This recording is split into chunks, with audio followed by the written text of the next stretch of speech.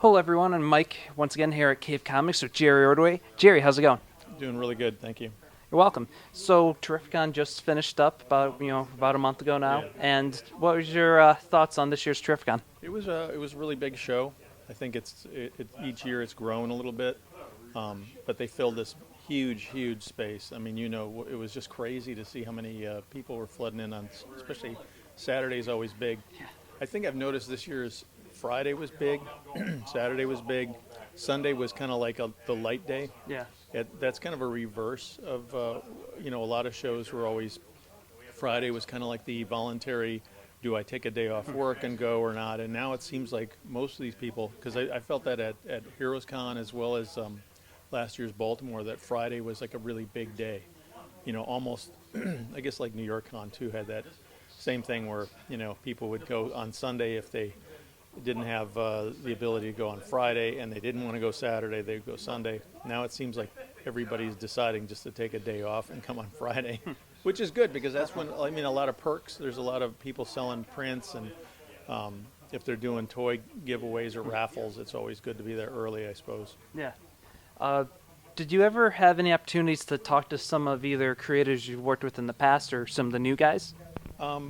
Actually, yeah. Well, I was sitting next to Alan Davis, and Alan, I met him years ago, and we're kind of like, I always feel like he and I had a lot of the same kind of influences, and he's a really good guy. But he had his head down the whole show. I mean, he barely talked to people. He was just sketching. Whereas me, I'm just like Mr. Blabby, But yeah, I got that to show. I rep reading inker on the Death of Superman, and he's been a friend of mine for years. He and his wife came up to Connecticut on their way to, so they stayed over on Wednesday, and then we drove up on Thursday for the show, and so it was fun to socialize. And Dan Jurgens was there. I hadn't seen Dan in a couple of years. We had went out to dinner, I think a couple of nights, so that was kind of fun. I mean, that's what the shows are about. It's like sometimes you just don't get to see people, and I mean, Tom King I met at Baltimore cons, and people like that I just don't get a chance to, because I can't get up from my table, or I feel like I'm kind of stuck. Mm-hmm. You don't always see people in the after stuff because there's no real organized activities necessarily. Mm-hmm. So it's all whoever winds up at a bar if they can get a reservation, that type of thing. So it's harder to casually meet people. Like at Baltimore Heroes, there's like a main hotel bar. And you just go down there after dinner. No matter where you go to dinner, you're going to invariably, you couldn't throw a stone without hitting 20 comic people. So it's a better after con meeting thing and having a drink with somebody.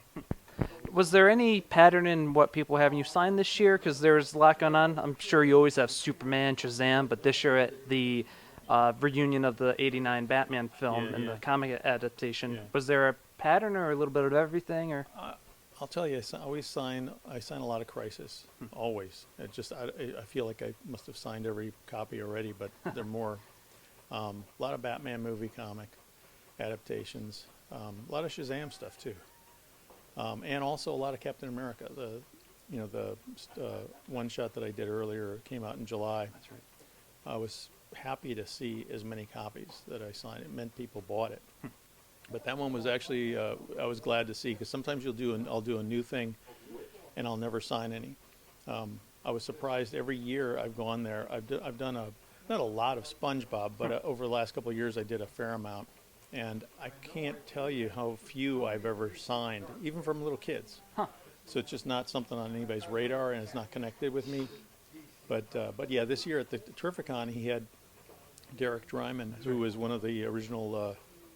He's not technically listed as the creator of SpongeBob, but he and the SpongeBob creator, Steven Hillenburg, actually developed SpongeBob on their own and pitched it. So he was involved with the initial creation, he was just, on the show up until the first movie and stuff. And he's the guy who I think I drew most of the stories that he wrote most of the stories that I drew for the book. And he was really a nice guy, and that was fun to meet. We did a panel. Awesome. And moving on, we also had this year Krypton news, and unfortunately, with the second season, just airing about a few months ago, now they're canceling the whole show, and the Lobo spinoff they're talking about. I was just curious if I could get your thoughts on that. Well, I like the first season a lot. Honestly, I didn't even watch the second season. I was going to do it just in one, or just try to do it in multiple episodes at a time, because this year, as opposed to the previous year or the previous season of Krypton, there was really no competition for late night. It was on at like whatever 10 o'clock, but it wasn't on against anything else I would have watched. So this year it was on against the Kevin Costner on Paramount Network, Yellowstone. I've heard about that. Yeah. Yeah, and I like Kevin Costner. I like the creators of that. And it's a good show. So I kind of was already watching that when Krypton started, and it was like, okay, I'm going to keep watching this, and I'll just catch up. So I feel bad, but I did like it. I think the creators did a really good job on a super small budget. So I'm kind of sad, but I guess that's the way the streaming game works in a way. Even though you're on a cable network, it probably still comes down to how much people are talking about it, and you need to watch them right away. I think that was what killed. It's killed other shows like on Netflix and stuff if you don't watch it right away. But there's too much to watch. Absolutely. Unless you just watch Netflix, you can't keep up with it. I've been kind of bemoaning the fact that Daredevil's gone, because Daredevil was my favorite of the Marvel shows. I watched the last season of Jessica Jones. I enjoyed the Marvel shows generally. I think some were better than others. I thought the last season of Jessica Jones was good. I don't know if you've watched that yet. I'm like halfway through season 2. Oh, okay. I think it fulfilled its premise, which was the private eye thing a little more, and maybe season 3 she felt more like a private eye and less like a. But yeah, so Daredevil, I wound up looking online to see if I could find Blu-rays, because I figure at some point that Netflix deal, when it ends, will Netflix not stream it when Disney starts up? You know what I mean? Because they'd be promoting a Disney property. Yeah. So I went to look for the Blu-rays, and I found them with much searching, and I rewatched the first season of Daredevil, and I'm in about halfway through the second season, but season 3 is not available. So That's odd. I hope it comes out, but that's the downside to being dependent on the show being on streaming or being on demand or something. I watched Nosferatu. Did you watch that? I have a buddy who's telling me like that's what I need to watch. Yeah, it's a good show. It was a good book. The show's a little bit different, but Joe Hill has his little comic connection, and I guess he did a comic prequel, I think, maybe with Dark Horse. So they've got plenty more material than just adapting like one book. So I don't even know if that's coming back. I hope it gets a second season. It was well done. Nice. And like you said, there's just so much streaming and on cable. The Boys, which I'm trying to watch, I'm a few episodes in. And then you have all. I haven't even started that because I figured that it's like, oh, that'll be there, and that's also it's already got renewed, I think. Sure, so I don't feel like I need to worry about that second season, if I don't watch the first one right away. So. And then I just started watching The Tick. I was a little late to that, too, but so I've been into that. And then just with everything coming out in the future, Comic-Con and D23, now Disney Plus is going all out. What are your thoughts on some of those announcements? Expensive. I like the idea of it. Like I subscribe to the. People think I would get it for free. I don't. But the DC Universe, I subscribe to that because everybody was telling me how good Titans was, and I really liked it. And then I watched Doom Patrol, which I thought was the craziest thing ever, but was really good if you stick with it. Gotcha. But I like the concept of it, and it's pretty cheap, I guess, up front. I think it paid $70-some for the year, and Amazon's a similar kind of thing, so it's not as big of a commitment. But yeah, we're at that point where I still have cable, so Same. You're paying a lot for that, plus you add on, and you have to decide whether you're do you stick with it, do you ditch cable and just pay a bunch of different services. You still need internet, you know what I mean? So the cable company's going to have you that way. But I was going to mention that there's a Shazam documentary on DC Universe streaming site that just came. I think it debuted maybe 2 weeks ago. After the Shazam movie Blu-ray came out, the thing came out. I think the DVD came out, the streaming documentary and it's really good, and I'm in it. Oh, cool. But I mean, it's actually really well done as a history of the character. I thought they didn't. Cool. It wasn't like 70% about the movie and then 30% about the comics. It was actually from the beginning of the comics. It kind of covers the court battle Oh, wow. between DC and Fawcett Comics, and it I think it adequately gives you a good history of it. So I was impressed because I you never know how these are going to go, but that was originally done as a like a premium thing for the DC Universe site, and I know they've got other ones. I don't know if the Aquaman one has ever aired, but I know they were doing one because when I was filming my part for the Shazam one, they had Ramona Fraden was in the same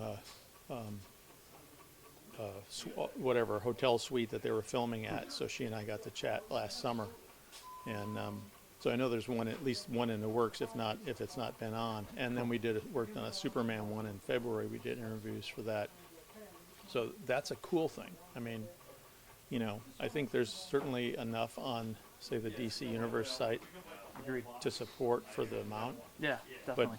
I mean, I don't know if I'm willing to commit to HBO Max or whatever they're calling it. Yeah. You know what I mean? It all sounds good. It just, you'd have to, I guess, add it all up and see how much you're going to watch. Yeah. And you still have to have time for reading comics. Absolutely. I don't know how people do it. Yeah, There's no. so much going on and then I'm a sports fan, so I don't know if it's possible for people to be sports fans, comic fans, movie fans. Well, something has to give. Yeah. There's some portion of it that you're just not going to have time for. Exactly. I'm not a big sports fan, so I don't have that burden. Lucky. I read the stats and the scores and stuff in the paper, but I don't watch games anymore. But it's hard to find time to read the comics. Yeah. I do that kind of in bursts. Like I'll Same. start sorting, and I'll go, okay, I have 8 issues of something. I can read 8 issues and uninterrupted and get a sense of how something is good or bad. Yeah, I don't know if you read much Archie stuff, but they just did a Sabrina comic. There's like 3 issues out, maybe 4. That was really good, and I love the art. It was the last name was Fish, but it's just really nicely done. It's a great look, and the story was fun too. And I picked it up because I thought it looked nice. It was nice coloring, nice art. I read a bunch of the new Hulk book. Oh, Immortal Hulk? Yeah, I know I enjoyed people that. rave Yeah, about yeah, that. it's fun. I'm not reading a tremendous amount. I'll grab, I read the first 2 issues of Jimmy Olsen, which I thought were fun. It's not the Jimmy Olsen I would have done, but it's well done, and I can't contrast it because I have a whole pile of the Supermans piled up that I just haven't gotten to. Yeah. So I was picking the ones that were smaller piles to read through. So I can't comment on Superman or how that's been doing or whatever, or how Jimmy Olsen relates to it. But the Jimmy Olsen is just crazy, just really nutty stuff. And it's fun in its own right, and it doesn't seem like it's directly tied that you'd have to feel like you're missing out on something or there's a part of the story missing. So if anybody is looking for a goofy comic to read, they should definitely pick it up. Cool. Awesome. And now, looking on the big screen, we had the Joker trailer just released. Yeah. Wondering if I get your thoughts on that and also how you're feeling going into the movie. Well, I think it's scary there, too. It's like a month away, really. Like 34 days now or something. Yeah, that's kind of nuts. I love all the people involved in that. I mean, I'd be hard-pressed to think that they wouldn't make an entertaining movie. I mean, the actors are all great. It does from the trailer. I thought the trailer looked really interesting. I don't know that it looks like the comic, but I'm kind of okay with that. I mean, ultimately, if they come up with an entertaining movie, the Joker's origin in the comics has always been kind of nebulous. Yeah. And that's good. Yeah. It's well, here's how I started. Well, wait, here's how I started. So you never really quite know. The one comment I heard online, people were complaining a little bit about, am I supposed to empathize with him now? Because it does show kind of a sad sack guy being kicked around and what have you. But I don't mind that. I mean, again, that could justifiably be part of any Joker origin. Absolutely. including the Killing Joke. I mean, there's some stuff in there that you know, they did that made you feel like, oh, this guy did get kicked around, or he did have, you know, wasn't nobody comes out of the womb evil, you know. So I have no problem with the approach. I think it's interesting. I'm curious how it applies to, say, Birds of Prey. Yeah. You know, it'll be interesting to see if Birds of Prey is still somewhat in a DC universe. Yeah. You know, just because of the tie to Suicide Squad and the fact that there's another Suicide Squad, which, hey, that looks really interesting. Yeah. You know, Yeah. I mean, James Gunn doing Suicide Squad, and the casting's kind of interesting too, because it looks like they're using some of the people from the first one, which implies a direct line. But I just read that the Thor director was rumored to have a part. Yeah. Taika. Which is fun. That's kind of fun. It's the perfect movie for him too. Well, and you start thinking of what he could possibly play, and whether it, you know, that one I think I'm looking forward to probably more than Batman. Yeah. You know, not for any, just I like James Gunn's work, Oh, yeah. and just the casting. He seemed like the perfect guy to do it, anyways.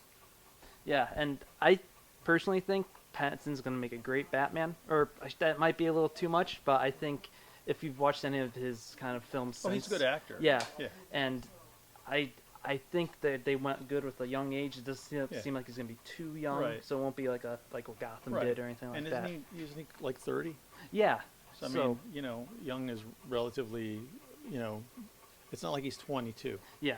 I mean, that's, in Hollywood, you know, you can be 30 and still play teenagers, obviously, and that's happened. I don't have a problem with him. I think my biggest issue is just a stupid one. It's that why couldn't Batman be played by an American? You know what I mean? I don't mean this in a jingoistic way. It's just like, it's the, you know, Judge Dredd should be played by a British guy because it's a British creation. Yeah. You know, and that's part of the sensibility. I think Superman, even though I love Henry Cavill, I think he won me over, certainly, but it just feels like I know it's because of the global aspect of movie making that, you know, you find somebody who's going to have you know, some kind of reach beyond just the U.S. market or whatever. But, you know, so I said, but, you know, to make that fair, you have to cast someone, you know, get Robert Downey to play Alfred.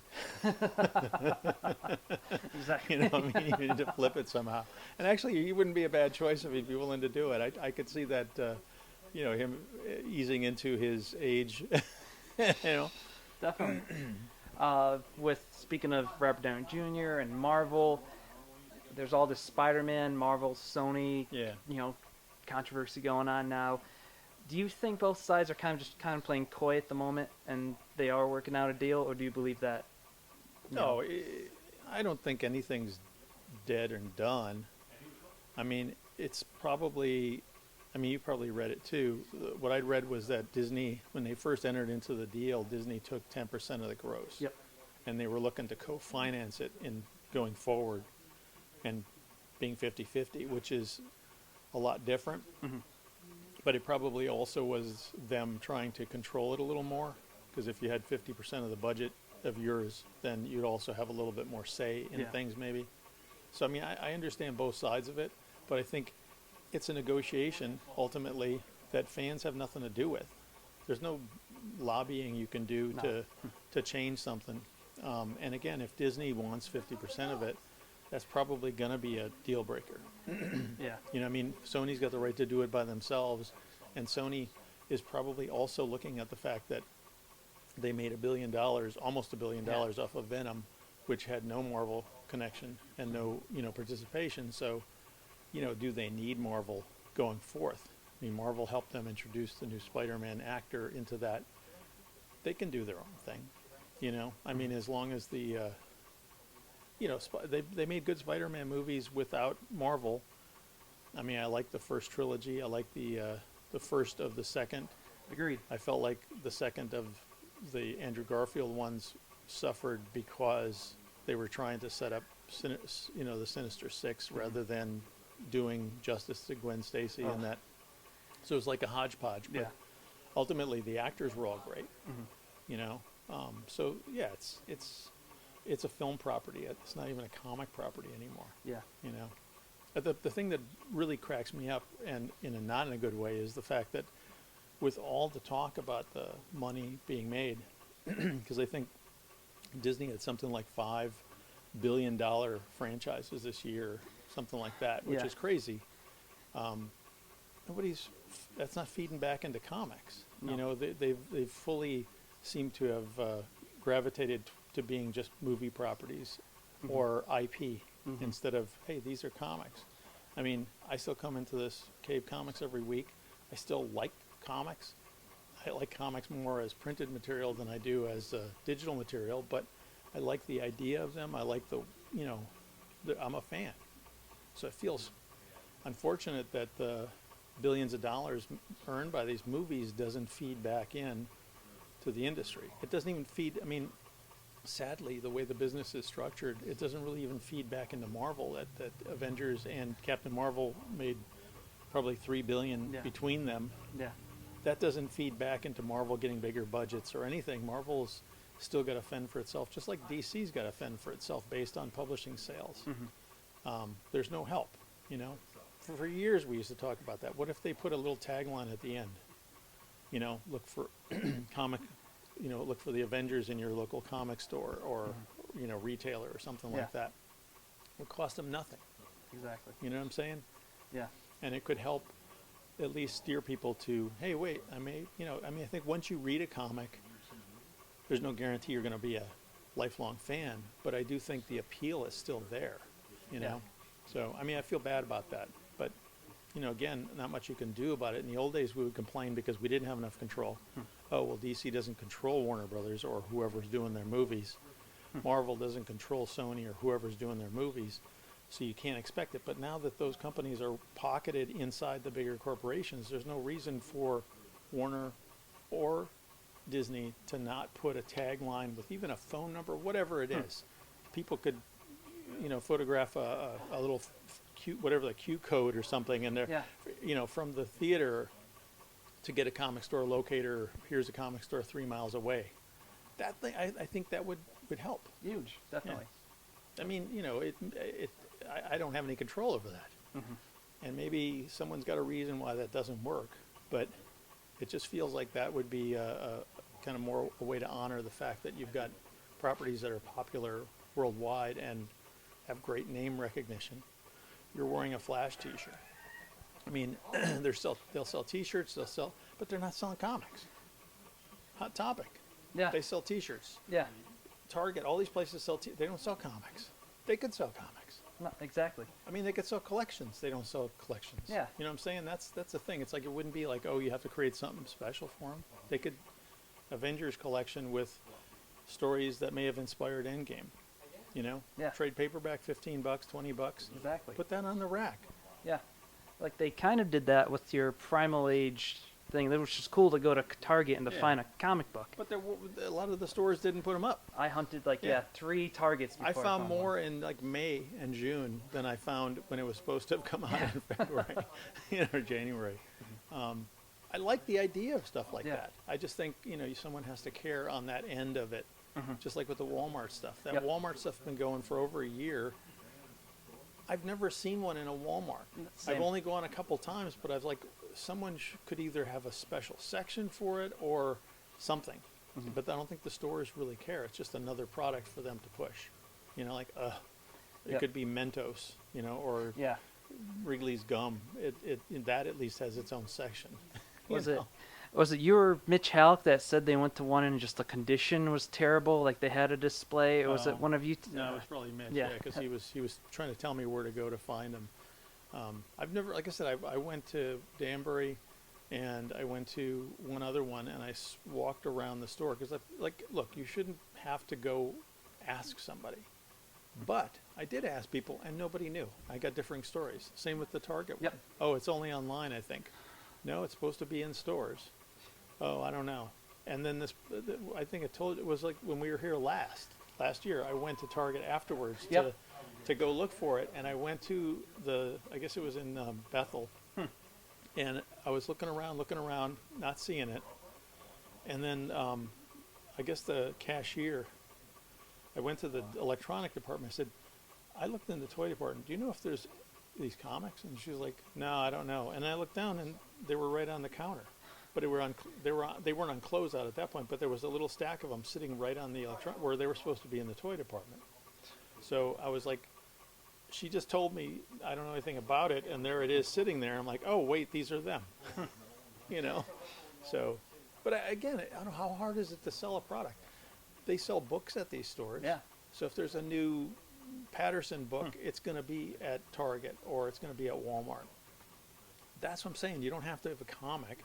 If someone's willing to spend $20 on a hardcover, and a kid's stuff is all expensive. Oh yeah. If you put a trade paperback out there, $15. I mean, the price point should be enough to create a profit for the store, but it also isn't like displaying 25 comics and having somebody tear through them. Yeah. So it just feels like that's a lost opportunity. I agree. But- I agree. And it's kind of sticking with comics. Coming ahead, you have a few more conventions before the year's end. Would you like to talk about which ones you're going to be at? Well, I'm gonna actually the only one I'm doing is Baltimore. Gotcha. I think New York is still iffy. I don't care for the. It's a tough show to do. I mean, That's what I've I heard. can't do it as an artist. Mhm. I can do it, but it's more of a. It's a investment in time and fighting crowds, and getting a badge and all that. Yeah. It's just not fun. But so Baltimore is mid-October, and I'm working. I got a Machine Man page Oh, cool. that Roger Stern wrote. That's in Nice. Marvel 2000 or 1001, and I'm working on a Submariner story Cool. for something tied to Marvels. Nice. It's like they're curating different sections of the Marvel universe.